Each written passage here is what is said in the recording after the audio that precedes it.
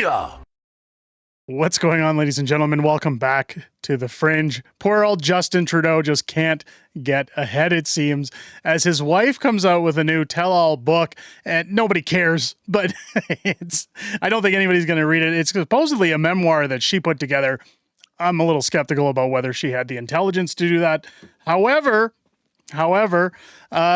Justin Trudeau has been promoting Pierre Poilievre. He endorsed Pierre Poilievre, essentially, in a new press conference. And I want to jump straight into it because, well, let's not beat around the bush. I know people are sick and tired of hearing from Justin Trudeau, but this is just too funny to not show what he's actually doing here. Of course, government EXE is corrupt, tweeting out here, breaking, when asked about the government's plan to win back voters as polling numbers continue to slide, Justin Trudeau endorses Pierre Poilievre and says Canadians will have a choice in 18 months if they want less government and less spending or more of the same from his government. How do you put that into words?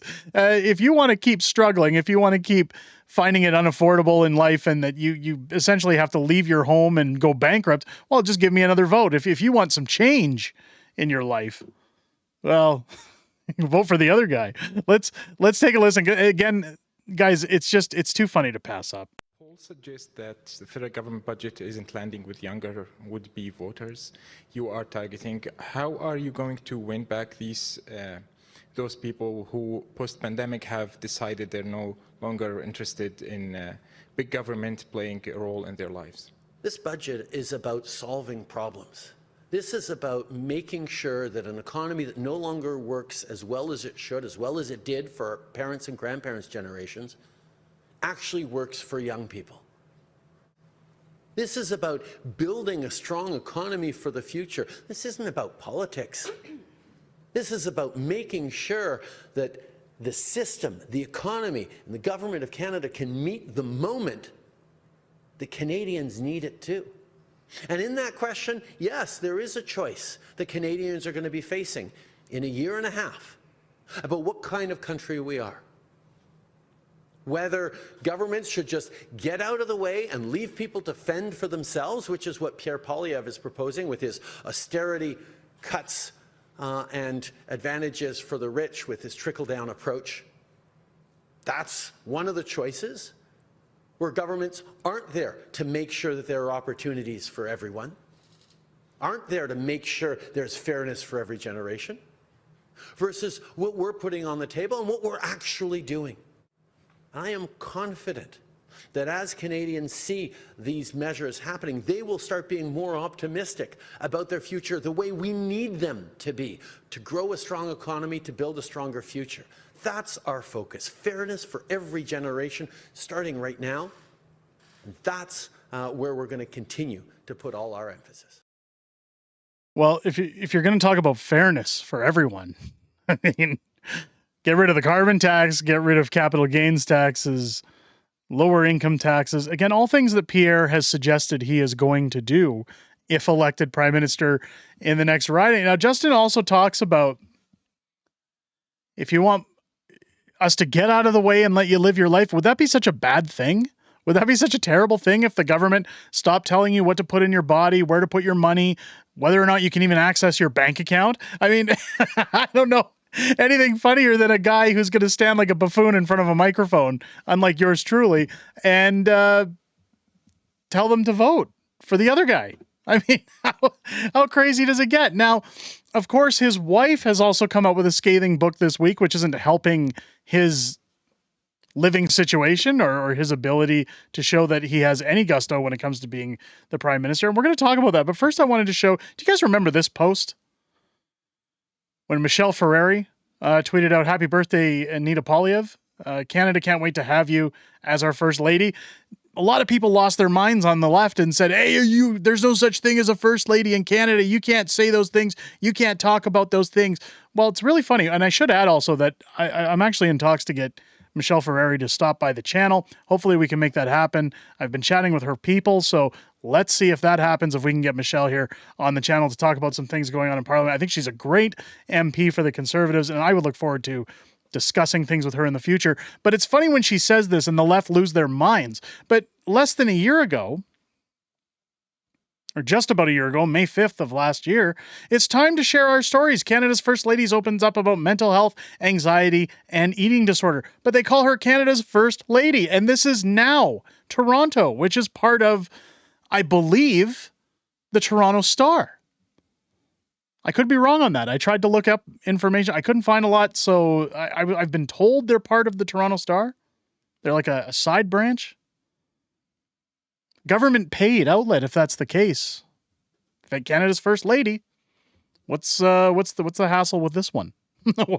Because it's not your guy? Is that it? I don't know. Anyways, Sophie comes out with a new book. She seems to come out with new books all the time. Now, when she talks about mental health and eating disorders and pressure in her life, well, it's no wonder. I mean, she was married to Justin Trudeau, technically, while also trying to hide the fact that she separated from him ages ago and the awkwardness that came from that. Now, here, another article coming out from the Toronto Star says Sophie Gregoire grifter or Sophie Gregoire gold digger Trudeau gets candid about her Justin Trudeau split, the pain of her eating disorder, and her new book, Nothing is Perfect, like your ex-husband. Now, I can't get into it too much, but even before Trudeau married Justin Trudeau, she was an advocate for mental health.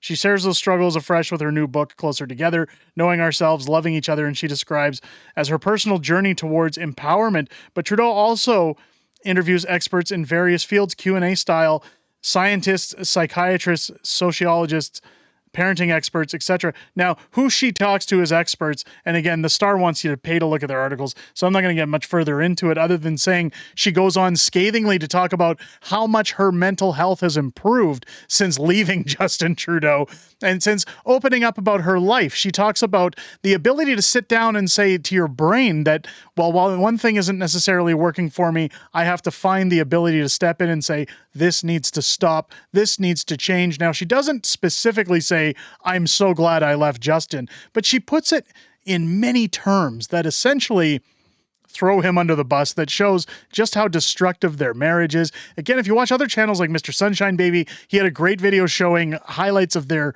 beyond cringe relationship that they've had, especially when at press gallery dinners and Sophie comes out to sing to the audience while Justin stands there with a smile on his face and everyone in the room essentially wanting to just wish they could leave and go home and forget that it ever happened.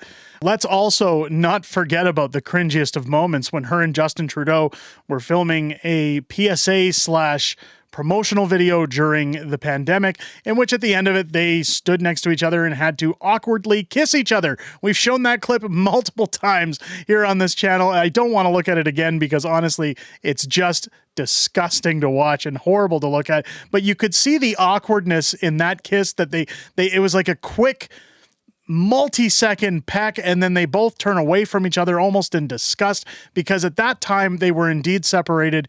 We knew that there were photos of Justin Trudeau going to visit during times like Thanksgiving and Easter when the family was in one location and Justin Trudeau was in another, and they always said, well, it's because of the pandemic, it's because we don't want to be around each other. And I could understand to a degree that Justin Trudeau travels the world, he's around people all the time from all over the world, maybe they don't want to have transmissions within their households.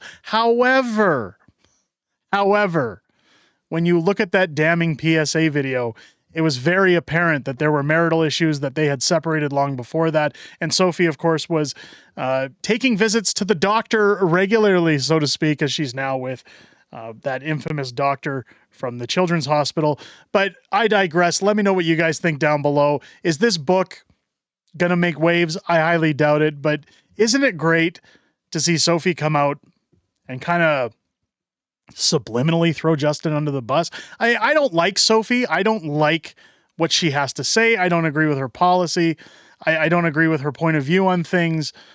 I don't think her book's going to do a darn thing. I don't agree with all the money she's stolen from Canadian taxpayers and continues to take from taxpayers, by the way.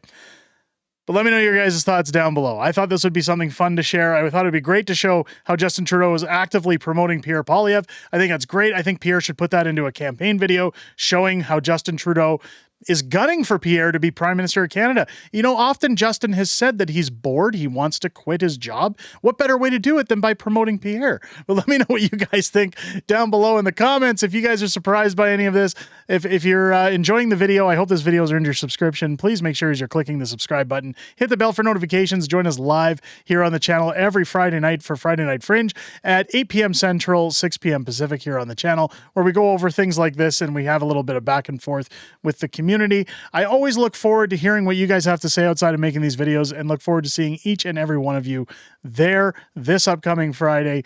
I hope you guys enjoyed this video and have a great rest of your day. I'll catch you on the next one.